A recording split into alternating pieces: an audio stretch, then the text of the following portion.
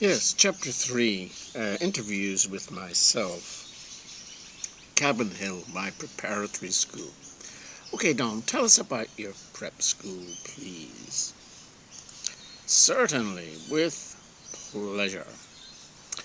Um, this was from about 1961 to 64, and the name of the prep school was Cabin Hill.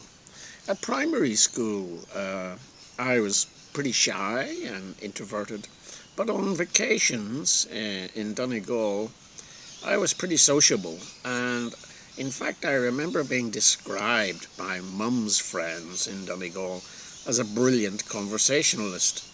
Yes, I did feel comfortable in those early years around adults at that age, but my personality began to change at preparatory school. Prep school itself was not memorable, and I have a montage in my mind of seemingly unrelated memories, really. I remember cycling to the school in Belfast, come wind, rain, or snow. It was about 2.5 miles, quite a distance for a 10 or 12-year-old. It was often very windy and raining and blowing, and if it was blowing, really hard, Dad might relent and let me go on the bus as a concession. I do not remember once ever being taken to school by my parents in a car, even though Dad worked as a civil servant quite close to the school. That is quite a remarkable fact. It's a sign of the times.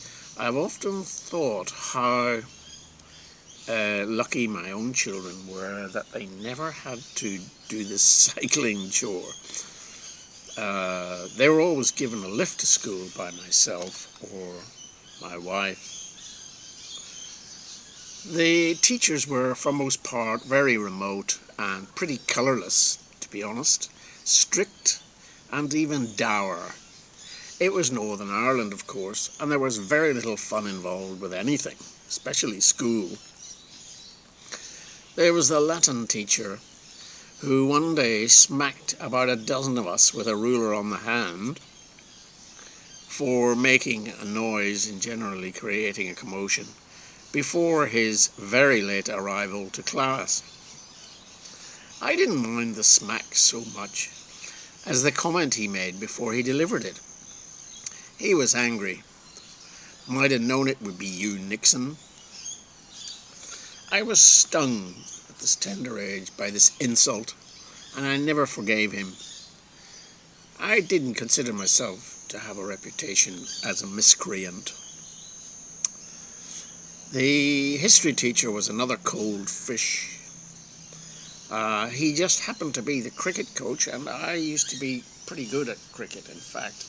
And I opened the batting for the first 11.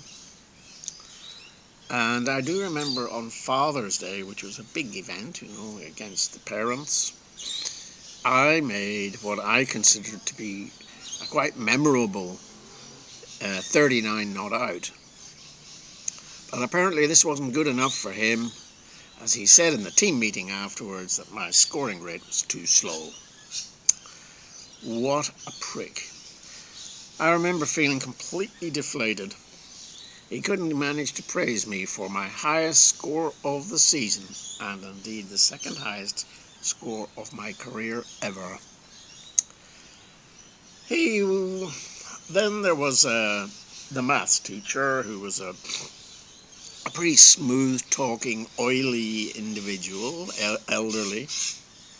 And he drove around he was single, in his Jag Mark 10.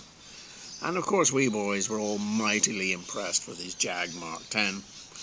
But one day, the Mr. Hyde side of his character was displayed, which made me lose respect for him entirely. There was an accident-prone new boy called Alistair at the school in the class, and he was bullied mercilessly by my peers, everyone.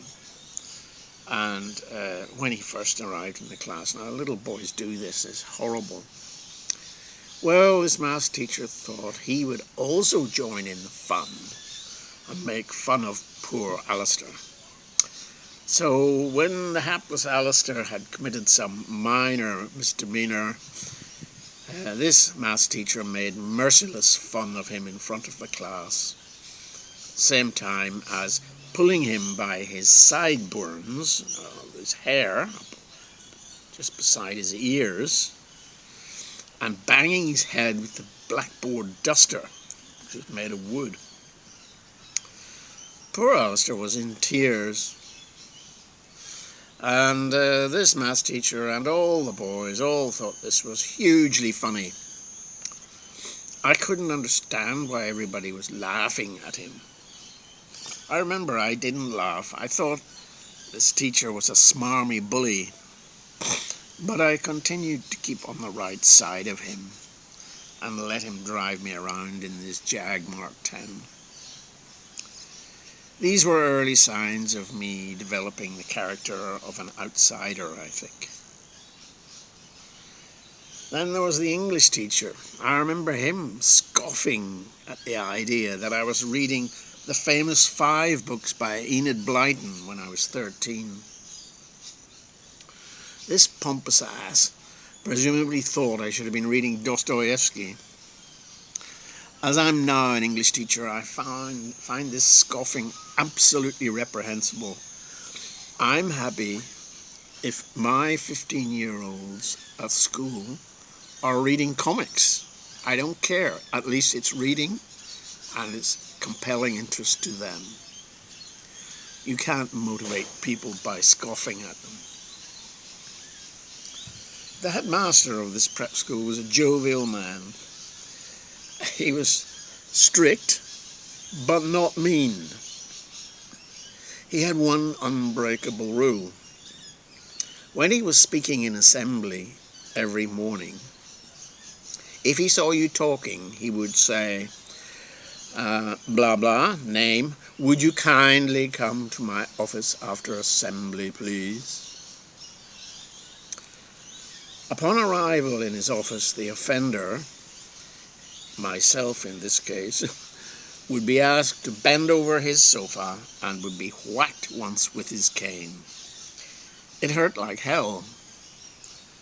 The head was smiling and joking all the time, and I think he regarded it all as very funny. He never held the offence against you.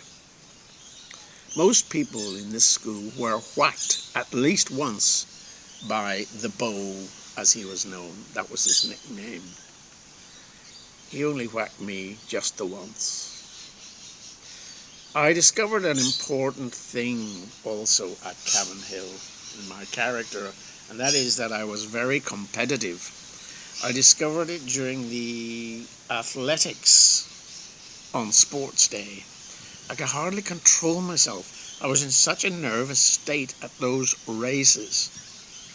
My anxiety was definitely unhealthy. I can still remember the tension.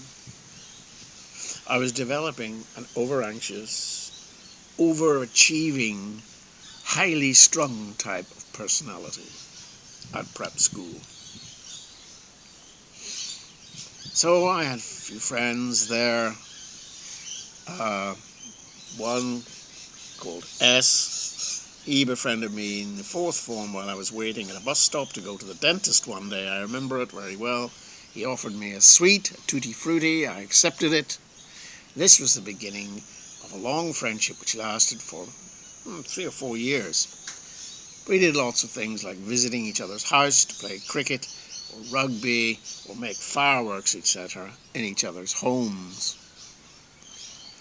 We had some delightful visits to Loch Esk in Donegal, where we fished and shot birds. Yes, I know you'd be horrified, but we did that with 2.2 rifles. We would shoot at flying swans and things. We never hit anything, but at least I didn't.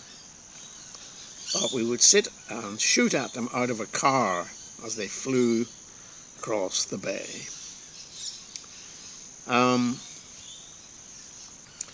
But it's quite interesting because I had this friendship then with S. and also with another friend, David Crawford, at the school. So my friends were there, and the older friends I had, like Raymond and Michael and Alan and so on, who lived near my home, they went to different schools, you see. They went to a government school. They had a Belfast accent. I went to the public school, which was the private school, and I had a slightly different accent. It's quite amazing to me that at that age. So this accent that I had was a social marker of status. Not really very happy or impressed with all that, but that was it. That was the way it was. Anyway, to get back to my friend S in Donegal, where I'm shooting these birds, playing around the lake. The owner of the land at this lake in Donegal was Mr. Swan, and he had a beautiful daughter who was about 16, maybe 15, a couple of years older than myself and my friend S. And she was a flirt, of course, like most girls, 15, and she flirted with S much more than she did with me. In order to tease us, I remember one night in the caravan she came to kiss us good night. She seemed to fancy S and kissed him rather lingeringly, I thought, on the lips. That she should want to kiss S at all seemed to me gross in the first place. But to kiss a little twerp like S was completely incomprehensible to me, when she had a real intellectual heavyweight like me right beside her. Women are unfathomable, I thought. I think I must have been about 12 at this time. She didn't kiss me at all. To my horror, I also realized that I was just a little bit of a coward, a little bit nervous of women. I just couldn't figure out what made them tick. Another story from around the same time, when I was about 13, was when I was accompanying my friend R on a walk along the church road one evening. It was a Saturday night and we were bored with nothing to do. Suddenly we found ourselves following two bored, giggling girls of roughly the same age as ourselves. I think the girls must have deliberately put themselves in our path. Our instinct was to try and catch up with them and wolf whistle at them, which he promptly did. But as a nerd from a rather nerdy boys' school and with no sisters, I was perplexed by this primitive type behaviour of R. How could he be so crude? I almost felt like apologising to the poor girls for R's ungentlemanly behaviour. There was a Puritan streak developing in the outsider. Would not the girls surely be offended at R's loutish attitude? I felt the girls really only wanted to engage us in an intellectual conversation about dinosaurs or George Orwell or the meaning of life. I was sure that was what all the girls wanted. Very sure. To my astonishment, the girls, however, in a swift manoeuvre designed to prolong the flirtation, took a sharp turn right down a road, at the same time as throwing us a distinctly coquettish glance over their shoulders. Then something absolutely amazing happened. To my utter disbelief and consternation, they wolf whistled back at us, these girls. Well, R was delighted, and he wanted to take off after them. But so did I think. So did the girls. The easygoing and cool R turned to me with an expectant leer. But I was already running in the opposite direction. So, yes, the realization that I was nervous around girls at this early age was actually very painful for me to handle. I gradually realized in my early teens that my bubbly little personality was disappearing and being replaced by an increasingly neurotic one. This came as a great disappointment to me and was accompanied by feelings of intense anxiety, shame even, and low self-esteem. This lack of confidence with both sexes stayed with me in some measure through much of my adult life. Not that I saw many girls in my early teens because I was at a boys' school, but those I did meet I found really quite unapproachable. The friendship with S, going back to S again, came to an abrupt end when I realized he was turning into a selfish little prick with a high opinion of himself. He became arrogant and started to boss me around. And arrogance was beyond the pale to me. 15 years later, I ran into him again in Belfast when I was teaching at Methodist College. He was married by that time, but we struck up a friendship again on one summer vacation when we were both at a loose end. I had resigned from Methodist College and was waiting to go to Malawi. As S was out of work, I introduced him to my new neighbour, or not my new neighbour, my neighbour, DG, who had a business erecting greenhouses. In fact, he was employing me at the time, erecting the greenhouses. He was doing me a favour, or my dad a favour, while I waited to go to Malawi.